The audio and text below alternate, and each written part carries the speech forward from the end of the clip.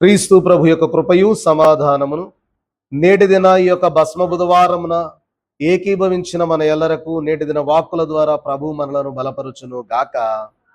ఆమేన్. అందరికీ మరణాత.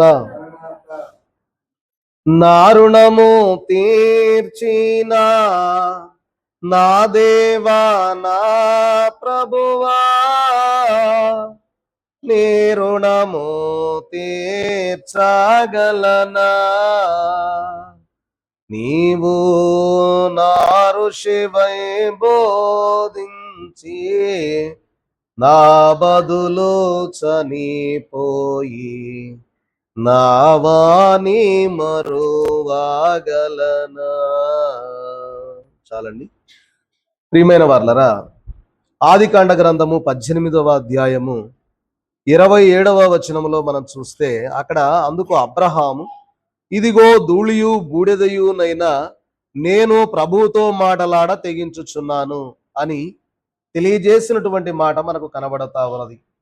దైవజనులు నేటిదిన పాఠంలో సెలవిచ్చినట్లుగా తిండి బలమును బట్టి శరీర బలము, శరీర బలమును బట్టి పని బలము, పని బలమును బట్టి ఫలితం ఉండును. అట్లే శ్రమకాల ధ్యాన బలమును బట్టి ఆత్మీయ ఫలితం ఉండును అన్నారు. ఏంటంట? శ్రమకాలములో చేసేటటువంటి ధ్యానమును బట్టి మన ఆత్మీయ స్థితి మెరుగుపరచబడతా ఉన్నది అని సెలవిస్తూ ఉన్నారు. కాబట్టి ఈ యొక్క భస్మ బుధవార దినమున ప్రియమైన వార్లరా, మన జ్ఞాపకం చేసుకుంటే గత వత్సరములో మీకు తెలియజేశాను భస్మ బుధవారం ఎలాగా మరి ప్రారంభించబడతా ఉన్నదని, భస్మ బుధవారము ఎలాగా మరి ఎప్పుడు ప్రారంభమైంది అనేటటువంటి సంగతులు గత సంవత్సరంలో నేను మీకు తెలియజేశాను.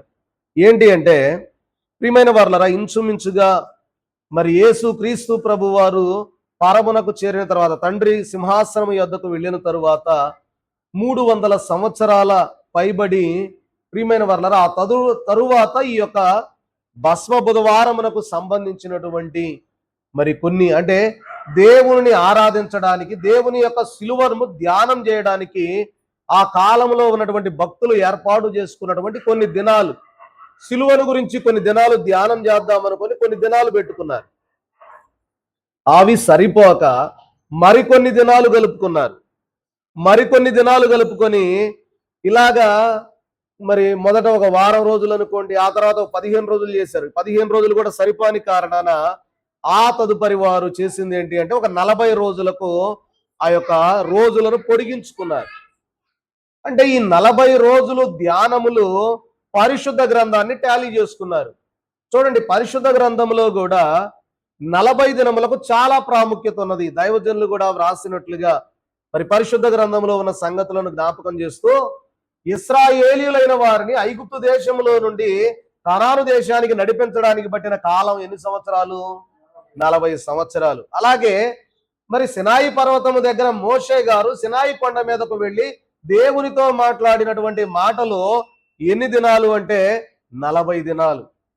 అలాగనే వారు ఇశ్రాయేలీయులు అరణ్య మార్గంలో ఉన్నప్పుడు ఆ యొక్క మోషే గారు కొండ మీద ప్రార్థన చేసుకోవడానికి వెళ్ళినప్పుడు ఈ యొక్క దూడలను తయారు చేసి, బంగారపు దూడలను తయారు చేసి వారు చేసినటువంటి ఆ యొక్క పాప పరిహారార్థం కొరకు మరలా మోషే గారు కొండ మీదకు వెళ్ళి చేసినటువంటి దినాలు ఎన్ని దినాలు?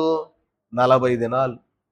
అలాగే ఏలియా గారిని చూస్తే, ఏలియా గారు ప్రియమైన వర్లరా మరి అరణ్యంలో ఉపవాసముతో నడిచినటువంటి దినాలు ఎన్ని అంటే 40 దినాలు. అలాగే యేసుక్రీస్తు ప్రభు వారు అరణ్యములో ఆయన బాప్తిస్మం పొందిన తరువాత, బాప్తిస్మం పొందినప్పుడు ఆ ఒడ్డు మీదకు రాగానే పరిశుద్ధాత్మ దేవుడు పావుర రూపంలో ప్రభు మీద వ్రాలగానే ఆ తదుపరి ఆయన అరణ్యములోనికి 40 దినములు మరి ప్రభువు ఉపవాసము నిమిత్తమై వెళ్ళినట్లుగా చూస్తూ ఉన్నాం. ఎన్ని దినాలు అంటే అవి కూడా 40 దినాలు.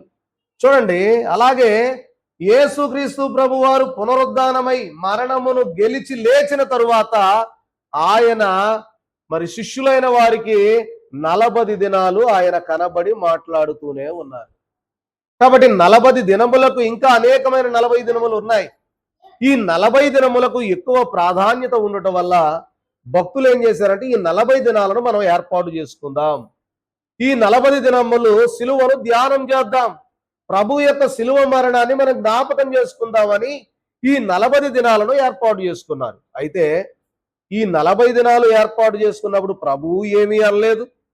ప్రియమైన వాళ్ళరా, కార్యం అంతా కూడా సాఫీగా జరుగుతూ ఉన్నది. కాబట్టి మరి ఎక్కడా ఎటువంటి ఆటంకము లేదు గనక మరి ఈ యొక్క భక్తులైన వారు ఈ 40 దినాలని వారు చేసినట్లుగా చూస్తూ ఉన్నాం. అయితే దైవజనులు అన్నట్లుగా ఈ 40 దినములకు ముందుగా వచ్చినటువంటి ఈ భస్మ బుధవారము దేనికి సాదృశ్యంగా చెప్తా ఉన్నారయ్యా అంటే, ప్రియమైన వారలరా, మరి దేవుని యొక్క యేసు క్రీస్తు ప్రభు యొక్క శ్రమ చరిత్ర యొక్క ముఖద్వారమున మనము నిలవబడి ఉన్నాము అంటున్నాడు. ఏమండి, 40 దినాలకు ఈరోజు ఏ దినం? ఇది ప్రారంభ దినం. అర్థమవుతుందా?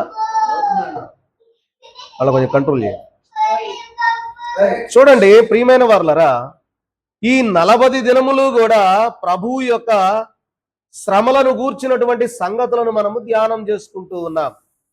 అయితే ప్రభు వీటిని చేయమని చెప్పలేదు ప్రియమైన వారలరా, అలాగే ఆచరిస్తూ ఉన్నప్పుడు వాటిని వద్దని కూడా చెప్పలేదు.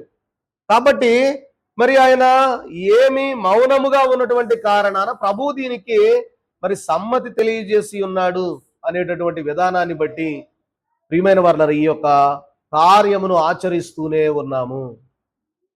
చూడండి, మనం జ్ఞాపకం చేసుకున్నట్లయితే మరి మనము చూసినటువంటి అనేకమైనటువంటి పండగలు మనం చూసాం. గత దినాలలో ఏం పండగ చేసాం మనం? ఏమ్మా, ఏం పండగ? ఏ పండగ అయిపోయింది జనవరిలో? క్రిస్మస్ పండగ. క్రిస్మస్ పండగ సంతోష దినమా దుఃఖ దినమా?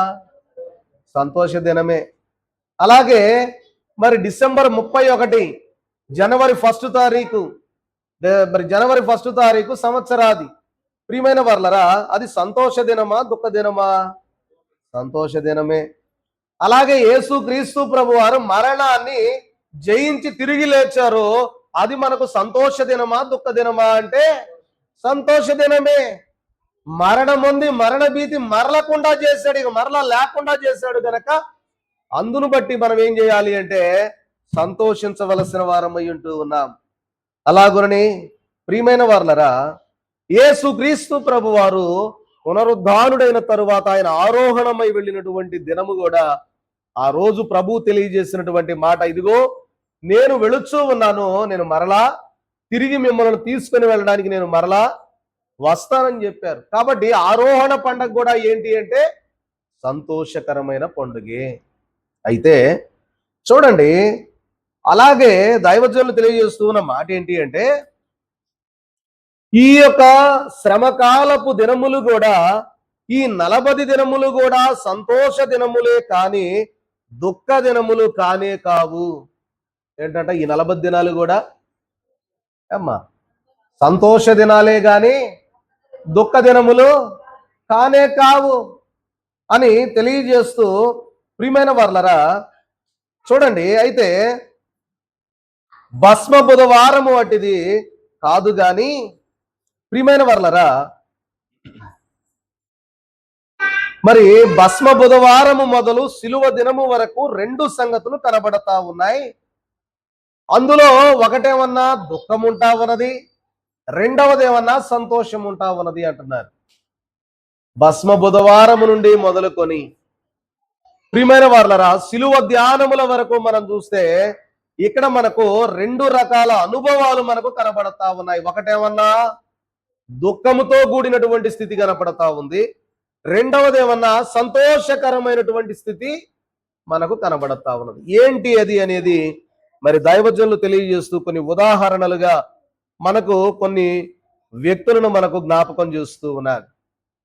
చూడండి ప్రియమైన వారలారా, మనం జ్ఞాపకం చేసుకుంటే మొదటి మనిషి ఏమంటా ఉన్నాడు అంటే, ప్రియమైన వారలారా, 1వ మనిషి దుఃఖము అనగా ఏంటి అంటే మారు మనస్సు పొందుట. ఏంటంట? మారు మనస్సు పొందుట. చూడండి, ఇక్కడ అంటూ ఉన్నారు, ఒక మనిషి ఉన్నాడు, అతడు దేవుని యొక్క 10 ఆజ్ఞలకు విరోధముగా పాపం చేశాడు. ఏంటంట? 10 ఆజ్ఞలకు విరోధంగా పాపం చేశాడు. చూడండి, నిర్గమాకాండ గ్రంథం 20వ అధ్యాయములో వ్రాయబడినటువంటి 10 ఆజ్ఞలు, దేవుడు 2 రాతి పలకల మీద ధర్మశాస్త్రమును రాసిచ్చినటువంటి అనుభవం మనకు కనబడతా ఉంటది. నిర్గమాకాండంలో రాయబడినటువంటి మాట, నీ దేవుడైన యెహోవాను నేను తప్ప వేరొక దేవుడు నీకు ఉండకూడదు. పైన ఆకాశం అందే గాని, క్రింద భూమి అందే గాని, భూమి కింద ఉన్న నేల అందే గాని నువ్వు ఏ రూపమునైనా విగ్రహముగా నీవు చేసుకొనకూడదు. కాబట్టి ఇలాగా నీ తల్లిని నీ తండ్రిని సన్మానించాలి, దొంగతనం చేయకూడదు, నరాతి చేయకూడదు, వ్యభిచారం చేయకూడదు, ప్రియమైన వారిలో నీ పొరుగు దానిని ఆశించకూడదు. ఇవన్నీ కూడా ఈ 10 ఆజ్ఞలను కూడా మనం జ్ఞాపకం చేసుకుంటే ఈ మొదట మనిషి ఏం చేశాడయ్యా అంటే దేవుడు ఇచ్చిన 10 ఆజ్ఞలకు విరోధంగా పాపం చేశాడు. అయితే ప్రియమైన వార్లరా, నేను పాపము చేసినానని మారు మనస్సు పొందినప్పుడు దుఃఖించును, ఇదే దుఃఖము అన్నారు. చూడండి, ఇక్కడ ఏం తెలియజేస్తా ఉన్నాడంటే పాపములు ఒప్పుకున్నప్పుడు దుఃఖము వచ్చింది గనక దుఃఖపడ్డాడు. వాళ్ళ కొంచెం కంట్రోల్ చేయండి. ప్రియమైన వార్లరా, మనం జ్ఞాపకం చేసుకుంటే ఈ మొదటి మనిషి పాపములు ఎప్పుడైతే దేవుని సన్నిధిలో ఒప్పుకున్నాడో ఆ ఒప్పుకున్నప్పుడు ఏం కలిగిందయ్యా అంటే ప్రియమైన వార్లరా, అతనికి దుఃఖం వచ్చింది. అంటే తన యొక్క పాపాన్ని జ్ఞాపకం చేసుకున్నాడు. దేవా, ఇదిగో నేను ఈ 10 ఆజ్ఞలు కూడా నేను తప్పిపోయాను అని దేవుని సన్నిధిలో ఆ యొక్క తప్పిదాన్ని జ్ఞాపకం చేసుకొని దుఃఖిస్తా ఉన్నాడు. ఇది దుఃఖం. అయితే తరువాత అతనికి సంతోషం ఏంటి అంటే నేను మారు మనస్సు పొందాను. ఏదైతే నా గత జీవితంలో నేను చేసిన ఈ 10 తప్పిదములు 10 ఆజ్ఞలకు విరుద్ధంగా నేను పాపం చేశానో అవన్నీ విడిచిపెట్టి మారు మనస్సు పొంది ఇదిగో దేవుని సన్నిధానమునకు వచ్చాననేటటువంటి సంతోషము కలిగి ఉంటాడు. అది సంతోషము అంటా ఉన్నారు. అంటే 10 ఆజ్ఞలకు విరుద్ధంగా పాపం చేసినప్పుడు ఏమన్నా దుఃఖపడ్డాడు, అంటే మారు మనస్సు పొందినప్పుడు దుఃఖపడ్డాడు. చూడండి, ఎప్పుడూ కూడా ప్రియమైన వార్లరా, మనం జ్ఞాపకం చేసుకుంటే పాపము చేసేటప్పుడు ఎప్పుడు కూడా ఎవరు దుఃఖపడరంట, సంతోషంగా చేసేస్తారు. ఏమ్మా, దొంగతనం చేసేవాడు ఉన్నాడు అనుకోండి, అబ్బా ఈరోజు దొంగతనానికి పోతున్నాను, దొంగతనం ఎట చేస్తాను అని బాధపడతా వెళ్తాడా? వెళ్ళడు. ఎలా వెళ్తాడు? మంచి టీవీగా దర్జాగా వెళ్ళిపోయి దొంగతనం చేసుకుని వస్తాడు. ఆ దొంగతనం చేసిన తర్వాత వాడికి వచ్చే పరిణామాన్ని బట్టి దేవుని సన్నిధికి వచ్చి దుఃఖపడ్డప్పుడు ప్రియమైన వార్లరా, అప్పుడు ఆ దుఃఖాన్ని బట్టి ఆ తరువాత సంతోషకరమైనటువంటి స్థితి ఉంటుంది. కాబట్టి పాపము చేసేటప్పుడు మానవుడు దుఃఖపడడు కానీ సంతోషిస్తాడు. కానీ దానిని బట్టి వచ్చేటటువంటి ఫలితాన్ని బట్టి దేవుని సన్నిధిలో మారు మనస్సు కొరకు దుఃఖపడినప్పుడు దేవుడు ప్రియమైన వార్లరా అతనికి సంతోషకరమైనటువంటి జీవితాన్ని అనుగ్రహింపజేసేవాడిగా ఉంటా ఉన్నారు. ఇది ఒక మనిషి, మొదటి మనిషి కథ. రెండవ మనిషి ఉన్నాడు. దైవజనులు తెలియజేస్తూ చెప్పిన మాట ఏమంటా ఉన్నాడయ్యా అంటే, అయ్యో దేవుని ఆజ్ఞకు విరోధముగా పాపము చేసి తినే, ఫలాని ఇంటిని చెరిపి తినే, పాపము చేసినందువల్ల ఫలానా కుటుంబమును కూల్చి తినే అను దుఃఖము ఇది రెండవ మనిషి కదా. అంటే ఎందుకు ఈరోజు ఈ మాటలు మనం తెలియజేసుకుంటా ఉన్నామంటే భస్మ బుధవారమును మనం జ్ఞాపకం చేసుకుంటూ ఉన్నాం. భస్మము అంటే బూడిద, మట్టి. ప్రియమైన వార్లరా, ఈ యొక్క బూడిద దేనికి సాదృశ్యం అంటే దేనికి పనికి రాని దానికి సాదృశ్యం. అందుకే అబ్రహాం గారు అన్నాడు, నేను దుమ్మును ధూళినై ఉన్నాను.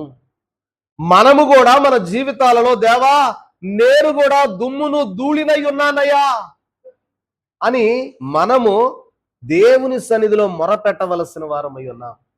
చూడండి, ఆ కాలంలో పాత నిబంధన భక్తులలో చాలా మట్టుకు పాపాన్ని బట్టి, వారు చేసిన అతిక్రమమును బట్టి వారు తప్పిపోయి దుఃఖపడ్డారు. పాపాన్ని బట్టి శాపం వచ్చినప్పుడు గోనె పట్ట ధరించుకొని బూడిదలో కూర్చున్నారు. ఈరోజు మీకు ఆ మాటలు మరి తెలియజేయడం సమయం సరిపోదు గనక నేను ఆ మాటలు మీకు జ్ఞాపకం చేయట్లేదు. కానీ గోనె పట్ట దేనికి సాదృశ్యమయ్యా అంటే పాత నిబంధన కాలంలో ఉన్నటువంటి భక్తులు, ఆ కాలంలో ఉన్నటువంటి వారు పాపము చేసినప్పుడు దేవుని ఉగ్రత రాబోతా ఉన్నది అన్నప్పుడు గోనె పట్ట అంటే, ప్రియమైన వారలారా, అచ్చమైనటువంటి హెబ్రీ భాషలో ఉన్నటువంటి అర్థం ఏంటి అంటే, మనం గోనె పట్ట అంటే ఇప్పుడు మన ఒడ్లు పట్టే గోతాలు లాంటివి అనుకుంటాం మనం. కానీ ఆ కాలంలో వారి యొక్క హెబ్రీ భాషను బట్టి వ్రాయబడినటువంటి పరిపూర్ణమైన అర్థం ఏంటి అంటే, మేక వెంట్రుకలతో చేయబడినటువంటి ఒక సంచి లాంటిది, గోనె లాంటిది, ఒక పట్టలాగా దానిని కప్పుకుంటారు. ఏంటి అంటే, చూడండి, మామూలుగా మన గోతాల్లో కూర్చుంటేనే కొద్దిగా గుచ్చుకుంటా ఉంటది. అమ్మ గుచ్చుకుంటుందా, గుచ్చుకోదా? గుచ్చుకుంటాం. ఇక మేక వెంట్రుకలతో చేయబడినటువంటి ఆ యొక్క గోనెను కప్పుకుంటేనట, ఆ యొక్క వెంట్రుకలు పదే పదే పదే పదే దేహాన్ని గుచ్చుతా ఉంటే ఆ బాధను సన్నిధిలో మోకరించి ప్రార్థన చేస్తూ ఉంటారంట. అది గోనె పట్ట కట్టుకొని అనే దానికి పాత నిబంధనలో ఉన్న సాదృశ్యం. కాబట్టి ప్రియమైన వాళ్ళరా, అంటే బూడిదలో కూర్చోవడం, బూడిద జల్లుకోవడం. చూడండి, ఇందాకలం మనం చూసినట్లుగా ఇక్కడ ఈ యొక్క ఇమేజ్ లో మనకు కనబడతా ఉన్నది ఏంటంటే, ఆ కాలంలో రోమన్ క్యాథలిక్ మిషనరీ వారు ఏంటి అంటే, ఆ బూడిదను ప్రియమైన వాళ్ళరా నుదుటి పైన సిలువుగా ధరించేవారు. ఎప్పటికీ రోమన్ క్యాథలిక్ ఆర్సిఎం వారు అదే విధంగా చేస్తారు. ఏంటి అంటే, పోయిన సంవత్సరం ఉన్న మట్టలన్నీ, మన మట్టలాదివారం మట్టలకు తిరుగుతాం కదా, మట్టలు పట్టుకొని ఊరంతా విజయోత్సాహంతో మట్టలు పట్టుకొని కేకలు వేస్తూ హోసన్నా హోసన్నా జయము జయము అని గత సంవత్సరం మనం కూడా ఊరంతా చేశాం. ఆ తెచ్చిన మట్టలన్నిటినీ కూడా పోగు చేసి ఒక ప్రక్కన పెట్టి, ఈ భస్మ బుధవారం నాడు వాటిని మందిరంలో పెట్టి వాటిని మట్టలను కాల్చివేసి ఆ బూడిదను తీసి, ఆ బూడిదను వచ్చిన ప్రతి వారికి కూడా సిలువ గుర్తుగా వేసేవారు. ఏంటి అంటే, ప్రియమైన వార్లరా, ఈ యొక్క శ్రమలకు సాదృశ్యముగా దేవుడు మన యొక్క జీవితాలలో, ప్రియమైన వార్లరా, మరి వారు చేస్తూ ఉన్నటువంటి ఆ యొక్క ఏంటి అంటే చూద్దాం. బూడిద వ్రాసుకోవడం మనం జ్ఞాపకం చేసుకుంటే ఇక్కడ ఏమంటారంటే, ఇది 11వ శతాబ్దంలో ప్రియమైన వార్లరా పూర్తి స్థాయిలో అమలులోనికి వచ్చినట్లుగా చూస్తూ ఉన్నాం. అయితే ఇక్కడ ఏం తెలియజేస్తా ఉన్నారు అంటే, ఇలా బూడిద రాసుకోవడం వల్ల ఇది బహిరంగ కార్యక్రమమే గాని అంతరంగముగా మనము మన హృదయాలను శుద్ధి చేసుకోవడం లేదు అంటున్నారు. కాబట్టి పాత నిబంధన కాలంలో శ్రమ సంభవించినప్పుడు, శ్రమ కాలంలో బూడిదలో కూర్చోవడం, గోనె పట్ట కట్టుకోవడం, ఇవన్నీ కూడా శ్రమకు సాదృశ్యంగా కనబడతా ఉన్నది. కానీ నేటి దినాలలో మనము చేయవలసింది ఏంటయ్యా అంటే, ప్రియమైన వార్లరా, మనలను మనము తగ్గించుకొని దేవుని సన్నిధిలో కూర్చొని కన్నీరు కారుస్తూ, ప్రియమైన వార్లరా, దేవుని యొక్క సిలువను జ్ఞాపకం చేసుకుంటూ మన యొక్క భయంకరమైన పాప స్థితిని ఆయన ఎదుట ఒప్పుకుంటూ మనం ముందుకు వెళ్ళవలసిన వారమై ఉంటూ ఉన్నాం. కాబట్టి రెండవ మనిషి చేస్తున్నటువంటి స్థితి ఏంటి అంటే, ఆయన నేను పాపము చేసి పొరుగువానికి దుఃఖము కలుగజేసి తిని అని దుఃఖపడతా ఉన్నాడు. అయితే సంతోషం ఏంటి అంటే, ఎవరికైతే ఎవరి ఇంటినైతే చెరిపాడో, లేదా ఎవరి ఇంటినైతే నాశనం చేశాడో, లేదా ఎవరికైతే అన్యాయం చేశాడో అప్పుడు సంతోషంగా చేసేసాడు. ఇప్పుడు ఏంటి అంటే, ప్రియమైన వార్లరా, మారు మనస్సు కొరకు దేవుని సన్నిధికి వచ్చి ఇప్పుడు అతనికి సంతోషం ఎలా ఉండాలి అంటే, ఎవరినైతే బాధ పెట్టాడో వాళ్ళ దగ్గరకు వెళ్ళి క్షమాపణ కోరుకోమంటున్నాడు. వాళ్ళ దగ్గరకు వెళ్ళి ఏం చేయాలంట? అర్థమవుతుందంటారా? మరణాత. కాబట్టి ప్రియమైన వార్లరా, అట్టి వారి యొద్దకు వెళ్ళి క్షమాపణ కోరిన తర్వాత, బా నా పాపాన్ని నేను ఒప్పేసుకున్నానయ్యా అనే సంతోషం ఉంటది ఈ మనిషికి అని తెలియజేస్తూ ఉన్నారు. ఇకపోతే మూడవదిగా చూస్తే, మూడవ మనిషి ప్రియమైన వార్లరా ఏంటి అంటే, నేను పాపము చేసినాను, నా ప్రభువుకు దుఃఖము కలిగించి తిని అని దుఃఖించును. ఇతనేంటి, ఎలాంటి వాడంటే, నేను పాపము చేసి ఎవరిని దుఃఖపెట్టాడంట? అసలు దేవుణ్ణే దుఃఖపెట్టాను అని మరి ప్రియమైన వార్లరా దుఃఖము కలిగించి తిని అని బాధపడతాడు. చూడండి, మన జీవితాలలో కూడా మనం కొన్ని సందర్భాలలో మనం చేసినటువంటి పనులను బట్టి, అయ్యో నేను ఇలాగూ చేయడాన్ని బట్టి నేను దేవుణ్ణే గాయపరిచానే, దేవుని హృదయాన్ని గాయపరిచానే, దేవుని బాధ పెట్టానే అనేటటువంటి ఆ దుఃఖం అనేది మన హృదయంలోనికి వచ్చేస్తుంది. అయితే ఇతనికి సంతోషకరమైన స్థితి ఏంటంటే, ప్రియమైన వారలరా, నా పాపము వల్ల ప్రభువును దుఃఖపరచితునని దుఃఖపడతాడు. అప్పుడు ప్రభు వచ్చి, ప్రియమైన వారలరా, అతన్ని ఏం చేస్తాడు అంటే ఆదరించి, మరి దేవుడు వచ్చి ప్రభువే స్వయముగా అటు వ్యక్తిని ఆదరిస్తాడంట. ఆదరించినప్పుడు అతనికి ప్రభు యొక్క ఆదరణను బట్టి ఏం కలుగుద్దంట అమ్మా? సంతోషమా దుఃఖమా? సంతోషమే. కాబట్టి సంతోషమే ఎంత బలం? సగం బలం, మనకు సంపూర్ణమైన బలం. కాబట్టి చూడండి ప్రియమైన వారలారా, 4వ మనిషి యొక్క స్థితి కూడా మనం జ్ఞాపకం చేసుకుంటే ఇతను అంటాడు, సిలువ మీద ఉన్నటువంటి ప్రభువును చూసి దుఃఖించుచున్నాడు. అయ్యో ప్రభువా, ఎంత బాధ నీకు, ఎన్ని శ్రమలో, ఎంత భారమో అని సిలువ మీద ఉన్నటువంటి యేసు ప్రభువును చూసి దుఃఖపడతా ఉన్నాడు. చూసారా? అంటే సిలువ పైన వేలాడబడినటువంటి యేసు క్రీస్తు ప్రభు వారిని చూసి ఇతడు దుఃఖపడతా ఉన్నాడు. అయ్యా, ఎందుక ఇంత భారాన్ని మోస్తా ఉన్నావయ్యా, మా యొక్క పాప భారం అంతా మోస్తా ఉన్నావు, ఏంటి ఇంత నీకు భారం అని ప్రియమైన వారలరా మరి యొక్క మనిషి బాధపడుతున్నాడు. ఎంత బాధ నీకు, ఇన్ని శ్రమలు.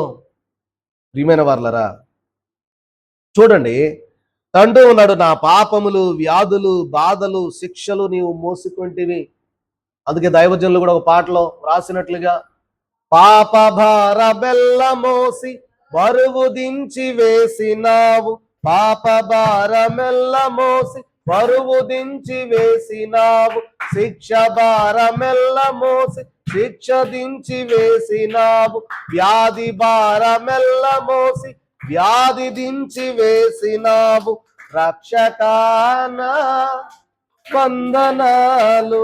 కాబట్టి నా పాపములు, వ్యాధులు, బాధలు, శిక్షలు నీవు మోసికొంటివి అని దుఃఖము కలిగి ఉండును. దేవా, నా మీదకు రావలసినటువంటి పాప భారం అంతటిని, వ్యాధి భారాన్ని, శిక్ష భారాన్ని అంతా నీవే మోస్తా ఉన్నావయ్యా అని దుఃఖపడతా ఉన్నాడు. అయితే ప్రియమైన వారలరా, ఇతనికి సంతోషం ఏంటి అంటే, ఆయన మోస్తా ఉన్నాడు కనుక ఇక నేను మోసే పని లేదు. అంతేనా కాదా? మన భారం అంతా, మన యొక్క వ్యాధి భారం, సిలువ భారం, మన యొక్క ప్రియమైన వారలరా రోగములు, వ్యాధులు, చిక్కులు, అన్ని భారాలు దేవా నువ్వే మోస్తా ఉన్నావు గనక ఇక నేను మోసే పనే లేదు. అందుకు సంతోషమా కాదా? సంతోషమే. కాబట్టి ప్రియమైన వారలరా 5వ మనిషిని మనం జ్ఞాపకం చేసుకుంటే చూడండి, ఇతనంటూ ఉన్నటువంటి మాట, ప్రభువా, నా మీదనున్న పాప భారము, వ్యాధి భారము, శిక్ష భారము నీ మీద వేసుకున్నావు, అందుచేత నాకు సుఖము వచ్చింది. నా అవస్థలు, చిక్కులు నీకెట్లున్నదో గాని నాకు మాత్రం హాయిగా ఉన్నదని సంతోషిస్తూ ఉన్నాడు. చూడండి ప్రియమైన వారలారా, ఇతను ఉన్నటువంటి దుఃఖకరమైనటువంటి స్థితి ఏంటంటే, అయ్యా, నేను అయోగ్యుడను, ఎన్నిక లేనివాడను, నా కొరకు నీవు ఇన్ని శ్రమలు పొందినావే. చూడండి, మనకు ఏమీ కానటువంటి ఒక వ్యక్తి వచ్చి, ప్రియమైన వారలరా, మన కోసం, ఒకవేళ మనకు తెలియని వ్యక్తి వచ్చి మన కోసం సహాయం చేసి ఆయన చిక్కుల్లో పడి ఇబ్బంది పడతా ఉన్నప్పుడు మనకి దుఃఖం ఉంటుందా ఉండదా? ఒక మాట ఏముంటుంది? అరే నేను పొందాల్సింది అనవసరంగా ఆయన మీద వేసుకుని మరి ఇబ్బంది పడతా ఉన్నాడే అనే దుఃఖం ఉంటది. ఒక రకంగా చూస్తే ఈ శ్రమ నేను పొందాలి కానీ ఎవరు పొందుతా ఉన్నారు? నా కోసం ప్రభువే పొందుతా ఉన్నాడు గనక అనేటటువంటి సంతోషము. అంటే ఈ యొక్క శిలువ ధ్యానములలో ఏంటి అంటే, ఒకటి దుఃఖము ఉంది, రెండవది సంతోషం కూడా ఉన్నది. అది భస్మ బుధవార దినము నుండి ప్రారంభమైంది. కాబట్టి మన జీవితాలలో ప్రతి దినము కూడా ఈ 40 దినములు ఆయన యొక్క పాద సన్నిధిలో వచ్చి కూర్చొని ప్రియమైన వారలరా మనము ధ్యానము చేస్తూ ఉన్నప్పుడు ఆయనకున్నటువంటి అపారమైన కృతజ్ఞత కలిగి ఉన్నందువలన సంతోషం ఉండును. ప్రియమైన వారలరా అందును బట్టి చూడండి మరి దుఃఖము కన్నీరు కలుగును అని తెలియజేస్తూ ఉన్నారు. చూడండి ప్రియమైన వారలరా ఈ యొక్క మాటలు జ్ఞాపకం చేస్తూ ప్రభు తెలియజేస్తూ ఉన్న మాట మనం జ్ఞాపకం చేసుకుంటే యేసుక్రీస్తు ప్రభు వారు సిలువను ఎత్తుకొని మరి ఆయన కల్వరిగిరికి వెళుతూ ఉన్నటువంటి తరుణంలో కొందరు స్త్రీలు వచ్చారు. అక్కడికి వచ్చినప్పుడు ప్రభు ఏమన్నారు? యెరూషలేము కుమార్తెలారా నా కొరకు ఏడవకుడి, మీ నిమిత్తము మీ పిల్లల నిమిత్తము ఏడువుడి అనెను. కాబట్టి ఏడ్చుచూ ఉన్న వారిని చూసి ఆయన ఏం చేశాడు అంటే ఓదార్చాడు. కాబట్టి చూడండి ఇక్కడ మనం జ్ఞాపకం చేసుకుంటే 6వ మనిషిని కూడా నేను జ్ఞాపకం చేసిన మాటలు ముగించి వేస్తాను. ఇక్కడ ఈ యొక్క 6వ మనిషిని కూడా మనం జ్ఞాపకం చేసుకుంటే 6వ మనిషి కూడా ఏడ్చెను గాని ఆనంద బాష్పములే వచ్చెను. అంతకు ముందు ప్రభువుకు వేదన బాధ కలిగించి తిననే వేదన దుఃఖము మనిషికి వచ్చెను, అయితే ఇది కృతజ్ఞతతో ఏడవడము. ఏంటంట? కృతజ్ఞతతో ఏడవడం.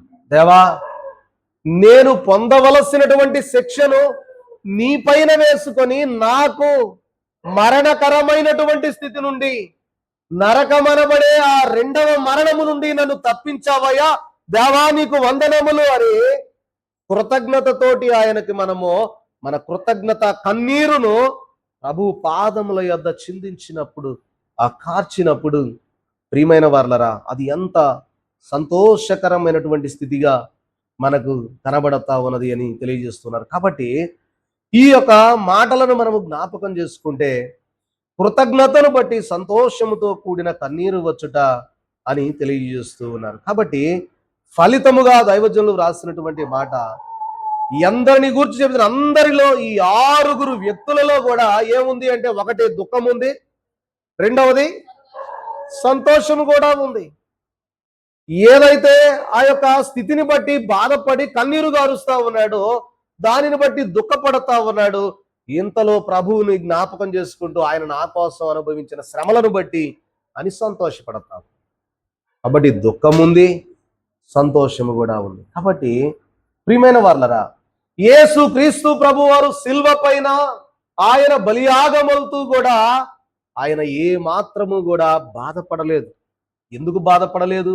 దేనిని గూర్చి బాధపడలేదంటే ఇదిగో ఈ సర్వ మానవాళి అనుభవించాల్సినటువంటి ఈ యొక్క శిక్షను నేను అనవసరంగా నా మీద వేసుకున్నానని ఆయన ఎప్పుడూ బాధపడ. ఆయన గాన బాధపడి నాకు వద్దులే అన్నట్టయితే మన సాగట్టుండేదు ప్రియమైన వారలరా. కాబట్టి ఆయన మోసాడు గనక మన భారమంతా ఆయన మీద వేసుకున్నాడు గనక ఈరోజు మనందరికీ కూడా ఏమొచ్చింది అంటే రక్షణ వచ్చింది. కాబట్టి ప్రియమైన వారలరా అందుకనే ప్రభు యొక్క శరీరమునకైతే బాధ ఉన్నది, శరీరమేమో బాధపడ్డది, అయినను నా బిడ్డల నిమిత్తం ఇది చేస్తూ ఉన్నాను అను సంతోషము ప్రభువుకున్నది అన్న. శరీరానికేమో గాయపరచడాన్ని బట్టి శరీరం ఏమన్నా బాధపడతా ఉండవచ్చు, కానీ ఆత్మీయ స్థితిలో చూస్తే నా బిడ్డలందరి కొరకు వారికి నేను రక్షణ అనుగ్రహింపజేయడానికి ఈ బాధను అనుభవిస్తా ఉన్నానే, ఇది నాకు చాలా సంతోషాన్ని కలగజేస్తుంది అంటున్నారు ప్రభువు. కాబట్టి ప్రియమైన వారలరా ఈ యొక్క 40 దినములు కూడా మనము ధ్యానము చేస్తూ ఈ భస్మ బుధవారము మొదలుకొని మండల కాలము 40 దినముల వరకు మనము కొనసాగించుకుంటూ ప్రతి దినము ఆయనను ధ్యానిస్తూ ఆయన యొక్క శిలువ శ్రమలను మనం జ్ఞాపకం చేసుకుంటూ మన కొరకు ఆయన ఎలా మరణం పొందాడు, శిలువ ఈ రోజు మనకు ఎలాగ సమీపముగా ఉన్నదో, శిలువలో ఉన్నటువంటి శక్తి ఏంటో, ప్రభావం ఏంటో, ఆయన శిలువలో ఉన్న మహిమేంటో ఈ 40 దినాలు మనం ధ్యానం చేసుకున్నప్పుడు ఆ శిలువలో ఉన్నటువంటి శక్తి, ఆ శిలువలో ఉన్నటువంటి ప్రియమైన వారలరా మహిమ, శిలువ నీడను కూర్చొనడం వల్ల మన జీవితాలకు కలిగే సేద ఎలా ఉంటుందో ఈ 40 దినముల ధ్యానముల ద్వారా మనము పొందుకొనవలసిన వారమై ఉన్నాము. కనుక ఈ భస్మ బుధవారంలోనికి ఏకీభవించిన మనము ఈ యొక్క శ్రమల గుడారములకు మొదటిగా ద్వారమున నిలబడి ఉన్నటువంటి మనము ఒక్కొక్క మెట్టు ఎక్కుతూ 40 దినములు ఆయన పాద సన్నిధిలోనికి చేరి వచ్చి ఆయన సిలువను ధ్యానము చేసుకుంటూ ఆయన సిలువ సంగతులను మన యొక్క హృదయములో దాచుకొని మన యొక్క పాప స్థితినంతా బయటికి తీసివేసుకుంటూ ఆ యొక్క కృతజ్ఞత కన్నీరుతో ఆయన్ను మనము మహిమపరుస్తూ ఘనపరుస్తూ స్తుతిస్తూ ఆయన మహిమ రాకడకు ఆయత్తపడగలిగేటటువంటి ధన్యత దీవెన ఆశీర్వాదం చేరి వచ్చిన మన ఎల్లరకు ప్రభు దయచేయును గాక ఆమేన్.